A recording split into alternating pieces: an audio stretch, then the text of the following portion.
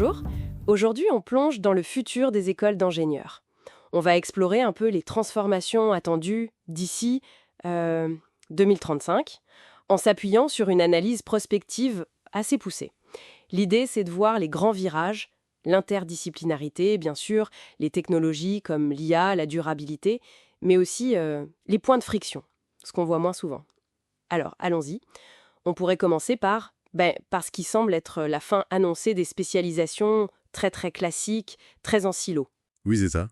Les grands défis, le climat, la santé publique, ils demandent des profils beaucoup plus polyvalents, capables de jongler entre les disciplines. D'ailleurs, une étude prévoit que 70% des écoles pourraient avoir des programmes vraiment interdisciplinaires d'ici 2030. On pense au biomédical, à l'environnemental, en fait. On voit une croissance projetée assez forte pour le biomédical. On parle de plus 23%. L'environnement, plus 12%. Alors que, des secteurs comme la mécanique ou l'électronique, ça stagne, voire ça baisse un peu. Ah oui. Oui, et on a des exemples concrets.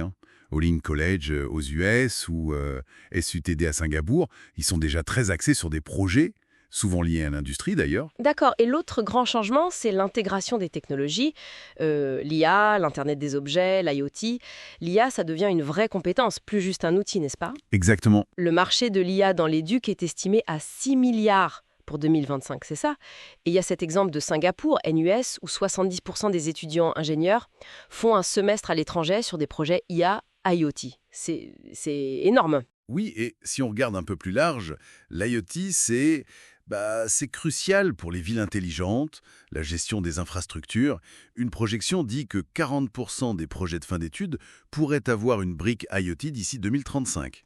40%.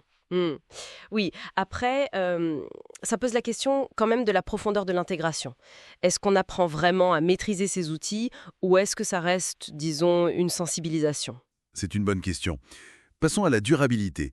Là, avec l'urgence climatique, c'est plus une option, j'imagine. Ah non, c'est clair. On voit des initiatives comme Engineering for One Planet, qui est utilisée par... Plus de 50 établissements. Oui, c'est ça, et ça touche déjà plus de 36 000 étudiants.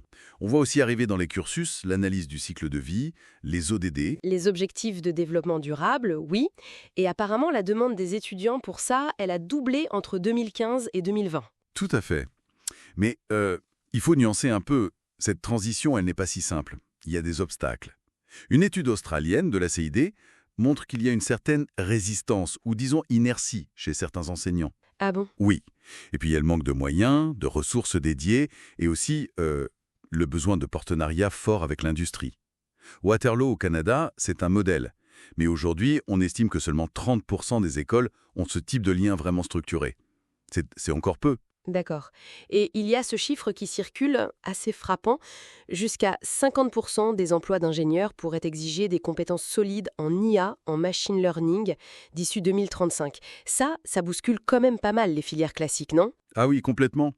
Et là, il faut avoir un regard critique, je pense. Les discours officiels sont souvent très positifs, mais ça peut cacher des tensions. La même étude australienne, la CED, elle montre que les étudiants eux-mêmes, ils ne voient pas toujours bien l'intérêt de ces nouveaux programmes. Ah oui. C'est étonnant. Et puis il y a un risque, qu'on favorise surtout les besoins des géants de la tech, peut-être au détriment d'une ingénierie plus humaniste ou plus centrée sur les besoins locaux, les communautés. C'est un équilibre à trouver. Donc pour résumer un peu, l'ingénieur de 2035, il sera formé dans un monde plus connecté, plus techno et on l'espère plus responsable. Mais voilà, il reste des défis. Comment on équilibre les fondamentaux et cette nouvelle polyvalence? Comment on s'assure que les besoins de l'industrie n'écrasent pas les enjeux de société plus larges? Alors, qu'est-ce qu'on retient de tout ça? Que l'ingénieur de demain, il sera vraiment au carrefour de plein de disciplines, de technologies qui bougent très vite. Et peut-être une dernière pensée pour la route. Comment on fait pour que ces futurs ingénieurs, qui auront des outils technologiques hyper puissants entre les mains, gardent une boussole éthique forte pour qu'ils travaillent vraiment pour un progrès durable et pour tout le monde? C'est sans doute la question clé pour les années à venir. Voilà, c'est la fin de notre exploration. Merci de nous avoir écoutés.